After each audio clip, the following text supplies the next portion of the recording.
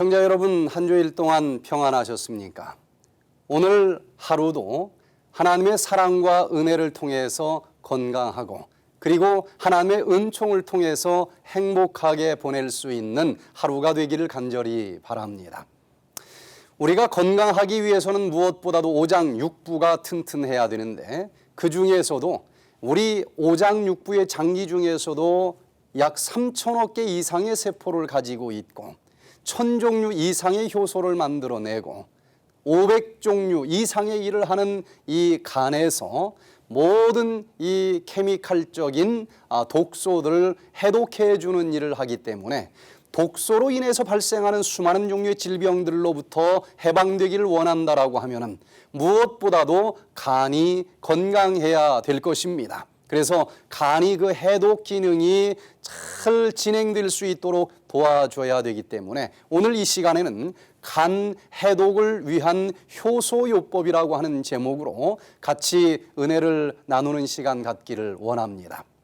특별히 우리 몸속엔 해독 시스템을 우리가 다시 한번 정리를 해보면요, 먼저 입을 통해서 여러 가지 독소들이 유입될 수 있습니다. 그러면 그 독소 속에 들어있는 여러 가지 박테리아나 이런 균들이 위장에 들어와서 위산에 의해서 다 대부분은 살균이 되고, 그리고 이제 소화가 된 음식이 십이지장을 거쳐서 소장으로 들어가면 유기체 형태로 들어온 여러 가지 독소들은 그곳에서 분해 처리가 되면서 변과 함께 배설되도록 그렇게 만들어져 있습니다. 그런데 장이 튼튼하지 못하게 될 때에 영양소만 흡수돼야 될 상황에서 여러 가지 염증과 독소들도 장이 새면서 들어오는 것이 현대인들에게는 비일비재하다, 그렇게 살펴봤습니다. 그 중에서도 특별히 케미칼 형태로 의약품이나 식품 첨가물들이나 이런 독소들이 같이 문맥을 통해서 간으로 들어가게 되어 있습니다. 그 대부분의 독소들은 지방질에 잘 녹는 지용성 독소입니다. 그렇기 때문에 우리 몸속에 독소가 들어왔을 때 일단은 이 기름으로 딱 감싸가지고 간으로 끌고 가는데, 간에서는 1차 해독과 2차 해독을 한다 그랬습니다. 그 중에서 오늘 그 간에서 이루어지는 1차 해독 부분을 좀 자세히 살펴보도록 합니다. 1차 해독의 핵심은 지용성 독소를 물에 녹는 독소로 1차 처리해 주는 것입니다. 그래서 물에 잘 녹도록 만들어서 소변과 대변으로 버려주도록 만드는 이 과정이 1차로 진행되는 것, 이게 바로 1단계 해독이라고 이야기할 수 있겠는데, 사이트크롬 P450이라고 하는 효소는 한 가지가 아니고 여러 가지 이 지용성 독소를 간에서 수용성 독소로 녹일 때에 거기에 관여하는 수십 종류의 효소들을 총칭해서 이야기를 합니다.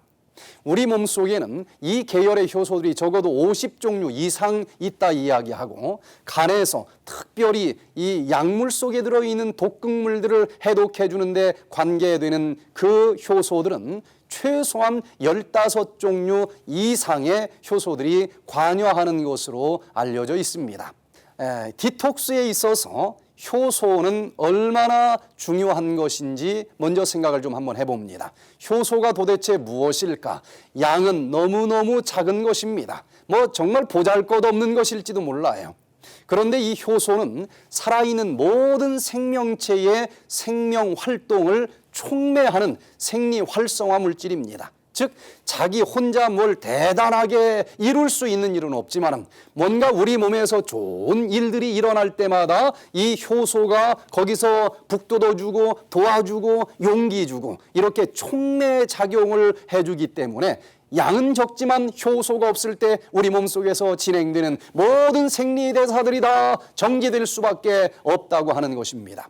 그런데 이 효소는 우리가 뭔가 에너지를 만들기 위해서 음식을 먹고 먹었으면 이게 소화가 돼야 될 텐데 소화할 때도 효소가 필요하고 또 이 영양분을 또 흡수해야 될 텐데 그때도 효소가 필요하고 그리고 이것이 이제 뇌와 오장, 육부, 이 또 세포 내에서 이루어지는 모든 활동 에너지를 만들 때에도 이 효소의 도움이 없이는 불가능한 것입니다. 그래서 이 효소가 부족하면 몸에 있는 독소가 해독이 되지도 않을 뿐만 아니라 우리 몸에 있는 전체적인 이 생리 대사 과정이 진행될 수가 없다고 하는 것입니다.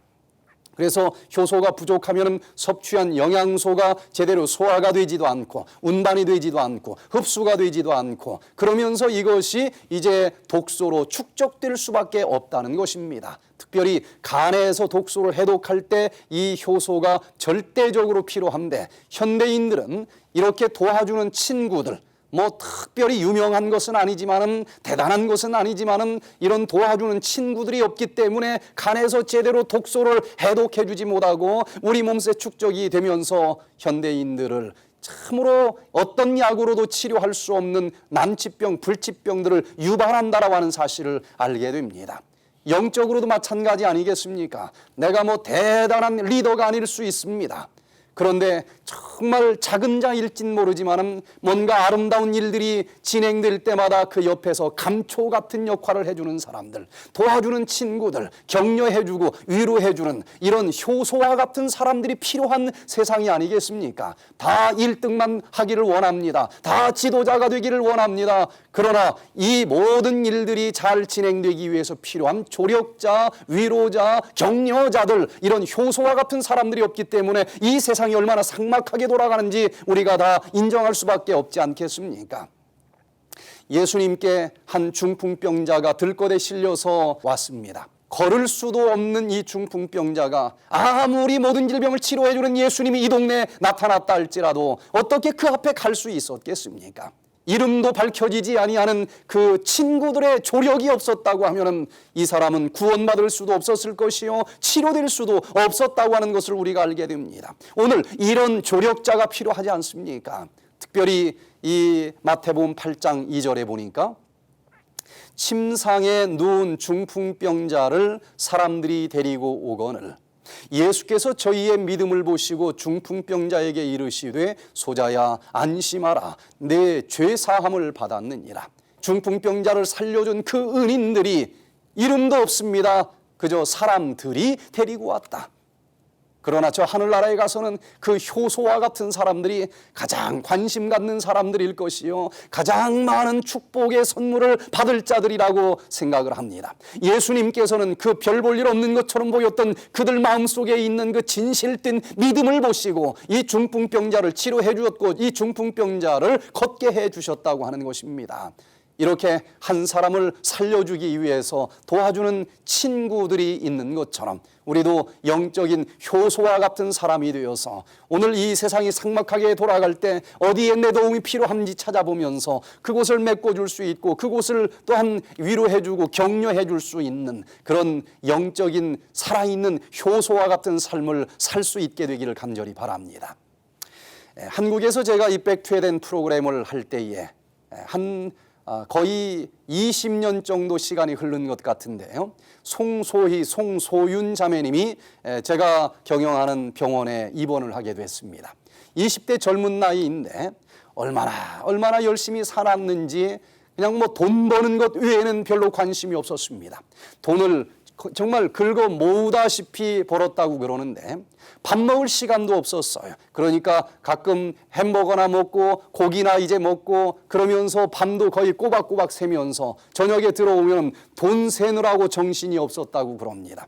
이 두 자매가 그렇게 열심히 사업을 하다가 그만 동생이 몸이 아파서 병원을 찾아가 보니까 말기 자궁암이라고 하는 진단이 나왔습니다. 그런데 그 어머니가 자궁암으로 돌아가셨어요. 그 언니도 자궁암입니다. 거기다가 이 20대 젊은 나이에 자궁암이 걸려서 그것도 말기라고 하는 소리를 들으니 그 언니가 모든 직장 다 집어 던지고 무슨 일 있어도 내 동생 살려야 되겠다. 한 달 동안 항암 치료, 방사선 치료를 받았습니다. 수술은 너무 늦어서 번졌기 때문에 불가능하다고 하는 진단이 나왔어요. 그런데 그 말기에 항암치료, 방사선 치료를 받는데 얼마나 힘든지 머리카락은 다 빠져버리고 밥도 먹지 못하고 물도 넘어가지 못하고 화장실도 걸어가지 못할 정도로 점점점 죽어가는 동생을 보면서 너무너무 마음이 아팠습니다. 그런데 한 달 정도 병원에서 매일 같이 살다가 나도 한번 시간이 있으니까 검사를 해봐야 되겠다 하고 검사를 했더니 이 송소윤 언니도 말기 자궁암이라고 하는 진단이 나왔습니다. 이 사실을 동생에게 얘기하면 동생이 그냥 숨이 넘어갈 것처럼 너무나 연약해 있었기 때문에 동생에게 언니가 좀 피곤해서 한 달 정도 잠깐 여행 좀 하고 올게 이렇게 얘기를 하고 인터넷을 뒤졌습니다. 이 항암 치료나 방사선 치료 받으면서 동생이 얼마나 힘들어 고통 속에서 살아가는지를 똑똑히 봤기 때문에 나는 절대로 그런 방법으로는 안 하겠다. 다른 방법 없을까 하고 찾아보니 그런 방법이 아니고 내 몸속에 있는 자연 치유력을 증강시켜주고 생활 습관이 잘못됐으니 생활 습관을 개선하면서 치료하는 병원이 있다는 소식을 듣고 이 백투에덴 병원으로 즉시 달려왔습니다. 왜 이런 병들이 찾아왔는지, 어떤 습관이 잘못됐는지, 어떤 마음가짐이 잘못됐는지 하나하나 들으면서 이 언니는 내가 여기서 시키는 대로 해야 되겠고 시키는 대로 해서 내가 살아야 되겠다. 내가 살아야 그 방법으로 내 동생을 살려줄 수 있다. 내가 살기 위해서 한 것이 아니라 동생을 살리기 위해서 너무너무 열심히 이 방법대로 하는데 한 달 동안 이 방법대로 하면서 몸이 참으로 가벼워지는 것을 느꼈습니다. 특별히 그 중에서 이 효소들이 부족한 고기만 먹었었다고 하는 잘못된 식생활 습관을 뉘우치면서 효소가 풍부한 먹거리들을 먹고 마음속에 여러 가지 근심, 걱정, 스트레스를 다 해소하면서 몸도 가벼워지고 마음도 가벼워졌습니다. 동생이 걱정이 돼서 한 달 뒤에 다시 그 병원을 찾아갔는데 가서 먼저 검사를 해보니 말기 자궁암이었다고 하는 진단이 한 달 만에 싹 사라져서 그 자궁암이 완전히 회복됐다라고 하는 진단을 받았습니다. 그 즉시 이 동생을 데리고 나왔습니다. 그리고 저희 병원으로 왔어요. 둘이 같이 이제 이 방법대로 하면서 몇 개월이 지났는데 몇 개월 만에 머리카락도 다 다시 나게 됐고 이 손을 붙잡고 화장실을 가던 그 발걸음이 가벼워져서 이제 그 뒷동산 산 꼭대기까지 걸어서 올라갈 정도로 좋아졌습니다. 거기까지 좋아지는 것을 제가 보고 저는 이제 다른 곳 이 프로젝트를 진행하느라 그곳을 떠났는데 그 뒤로 한 18년이 지난 다음에 제가 한국에서 이 두 자매를 봤습니다. 두 자매가 암이 완전히 사라졌고 18년 동안 옛날보다 더욱더 건강해진 모습으로 봉사하는 모습을 봤는데 그간 어떻게 살았느냐 하고 물어봤더니 이제는 돈도 중요하지 않고 내가 누군가를 도와주는 효소와 같은 삶을 살아야 되겠다 결심을 하고 지난 18년 동안 이 전국의 요양원을 돌아다니면서 죽어가는 사람들에게 용기 주고 격려 주는 봉사자의 삶을 살았다고 얘기를 합니다. 종종 병원에 가서 진단을 받아보지만 여전히 암은 재발되지 아니하고 이렇게 건강한 모습으로 살고 있다고 얘기를 합니다. 여러분, 우리에게 주어진 이 짧은 한평생 살아가는 수많은 방법들이 있을 줄로 압니다. 그러나 내 목숨 하나만을 위해서 살아가기보다는 이렇게 효소처럼 누군가 격려해주고 누군가 위로해주고 누군가에게 힘을 주면서 내 도움으로 누군가가 살아날 수 있다고 하면은 이것처럼 더 큰 보람이 또 어디 있겠습니까?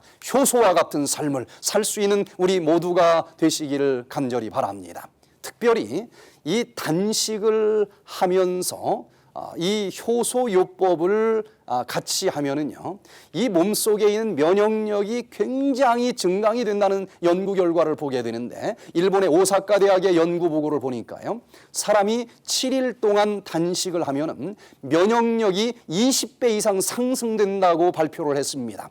혈액 속의 백혈구가 2배 이상 증가가 된다는 것입니다. 그래서 단식은 칼을 대지 않는 수술이라고 불려질 정도로 뭔가 너무나 많이 먹은 먹거리 때문에 이게 축적되면서 독소가 발생했고 그 독소로 인해서 질병이 생겼다라고 하면 현대인들에게는 잠깐 동안 먹거리를 딱 정지하고 일정한 이 단식의 효과를 맛보게 될 때에 면역력도 증강되고 이 독소들이 분해 배설되면서 질병 치료에 큰 도움이 된다는 것입니다. 그래서 요즘에 뭔가 음식을 먹지 않고 다이어트하는 프로그램이 열풍을 지금 몰고 오고 있는데 한 가지 주의할 게 있습니다.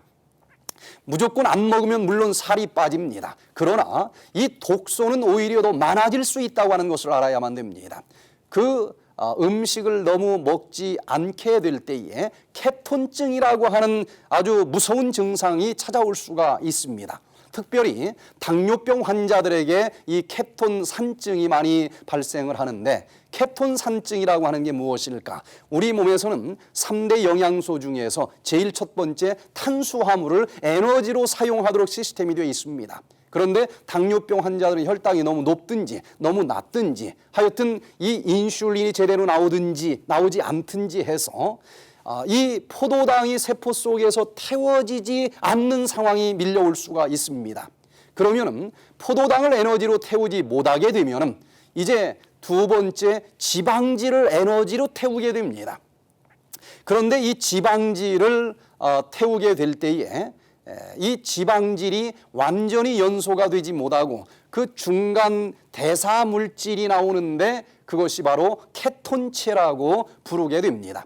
당뇨병이 있어서 포도당이 에너지로 태워지지 못할 때도 이런 일이 벌어지기도 하지만, 다이어트 할 때, 특별히 음식을 먹지 않고 굶을 때에 이 몸속에서 에너지로 사용해야 될 탄수화물이 들어오지 않기 때문에 그럼 지방질을 써야지 해서 지방질을 탄수화물로 바꾸어서 에너지로 쓰게 됩니다. 그렇기 때문에 축적된 지방질이 빠져나가면서 체중이 줄어드는 건 사실인데, 이 지방질이 탄수화물로 바뀌어지면서 에너지로 태워질 때에 전부 에너지로 태워지는 것이 아니라 중간에 삐끄덕하고 케톤체라고 하는 중간 대사 물질이 나온다는 것입니다. 그러면 피 속에 케톤체가 많이 떠다니게 되고 혈액 검사를 하면 금세 알 수가 있습니다. 소변 검사만 해도 이건 금방 알 수가 있어요. 그래서 이 피 속에 너무나 많은 케톤체가 떠다니면 신장에서 걸러가지고 소변으로 버려주게 돼 있습니다.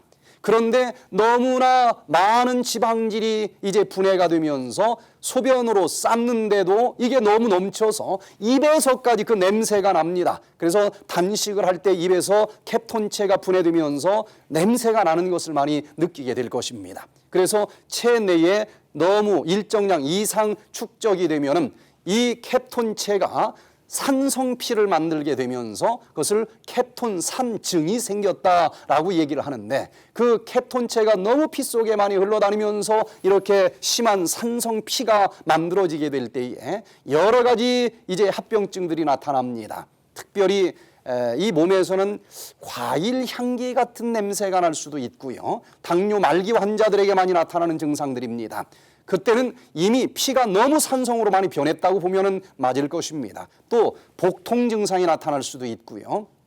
구토 증상, 또 깊고 빠른 호흡, 숨이 제대로 쉬어지지 않습니다. 그래서 의식 장애가 올 수도 있고 혼수 상태에 빠질 수도 있고 생명의 위협을 느낄 수도 있는 무서운 케톤산증이 올 수가 있습니다. 그래서 당뇨 말기 환자뿐만 아니라 너무 심하게 아무것도 먹지 않고 단식을 하게 될 때에 이런 케톤산증의 위험이 있을 수 있다고 하는 것을 알아야 됩니다. 그래서 이 최소한의 탄수화물은 공급을 해주고 이런 독소들이 나오게 될 때 이것을 간에서 잘 해독해 줄 수 있는 효소를 같이 공급해 주는 균형진 이 해독 디톡스 요법을 하지 않으면 살은 빠졌는지는 모르지만 오히려 몸은 더 많이 망가질 수밖에 없다고 하는 사실을 알아야 될 것입니다. 특별히 굶으면 살은 빠집니다. 그런데 단식을 할 때에 빠지는 살은요, 일반적으로 우리 몸속에 글리코겐이 500g 정도 비축되어 있다고 얘기를 합니다. 그런데 1g의 글리코겐은 3g의 물을 같이 끌고 있습니다. 그래서 500g의 글리코겐이 비축되어 있다고 하는 얘기는 그 글리코겐이 1500g의 물을 같이 갖고 있다는 얘기입니다. 밥을 안 먹으면 간과 근육에 비축된 이 500g의 글리코겐이 태워지면서 그와 함께 같이 붙잡고 있던 물도 사라지기 때문에 2000g, 약 2kg 정도의 몸무게 빠지는데, 이건 주로 물이 빠져나가면서 빠진 체중이라고 보면은 맞습니다. 그래서 무조건 굶는 다이어트보다는 최소한의 탄수화물을 공급해주고 그 독소들을 해독시켜주는 이 효소들을 공급해주는 아주 균형진 해독요법을 하는 게 좋겠다는 것인데, 이 독소를 해독하는데 꼭 필요한 것이 바로 효소인 것입니다. 그런데 이 아밀라제 효소가 20대 젊은이에 비해서 80대는 20, 30배 정도가 적어져요. 그래서 나이가 드신 분들은 거의 효소가 줄어든다라고 생각하면 맞다라고 에드워드 하웰 박사님의 연구 결과를 확인하게 됩니다. 또 이 대사효소는 젊은이들에 비해서 노인들은 30배 정도 더 감소된다라고 일본의 의사들이 발표를 하고 있습니다. 이렇게 나이가 들면서 거의 누구나 다 이 중요한 효소들이 줄어들기 때문에 먹거리를 통해서 효소를 공급해주지 않으면 절대적으로 효소 부족증들이 나타나고 몸속에 독소가 축적될 수밖에 없다고 이야기할 수 있겠습니다. 에드워드 하웰 박사님의 연구 결과를 보니까요, 이 단백질로 효소는 이루어져 있습니다. 효소는 일종의 작은 단백질입니다. 그렇기 때문에 섭씨 한 47도씨가 되기 시작을 하면 죽기 시작을 합니다. 그리고 70도씨가 되면 완전히 사라져 버립니다. 그래서 현대인들은 음식을 전부 불로 요리를 해서 먹기 때문에 이 효소가 다 죽은 음식을 먹는다는 것입니다. 이렇게 음식을 통해서 먹어주는 효소가 부족해지면 내 몸에서 만들어내는 체내 효소가 결국은 이 음식을 소화시키는 효소로 사용이 돼야 되고, 여러 가지 대사를 진행하기 위해서 사용될 효소는 부족하기 때문에 대사가 이루어지지 않으면서 수많은 종류의 질병들이 발생할 수밖에 없다라고 이야기를 합니다. 그래서 화식을 주로 하는 사람들의 췌장 무게 비를 살펴보면요, 췌장 무게를 몸무게로 나눈 비율인데 채식 동물보다도 화식 동물이 2배 내지 3배가 높습니다. 무엇을 의미합니까? 화식을 하는 사람들은요, 결국은 이 효소가 다 죽은 음식을 먹기 때문에 그 몸에서 췌장에서 소화효소를 더 많이 만들어내야 된다는 것입니다. 그래서 췌장이 2배 내지 3배 더 크면서 몸속에 이 체내에 있는 효소들이 소화시키는 데 다 사용돼 버리면서 결국은 이 대사 과정에 사용될 효소가 부족해서 질병이 생길 수밖에 없다라고 얘기를 합니다. 평생 우리 몸속 체내에서 생산되는 효소의 양은 일정하게 정해졌다라고 얘기를 합니다.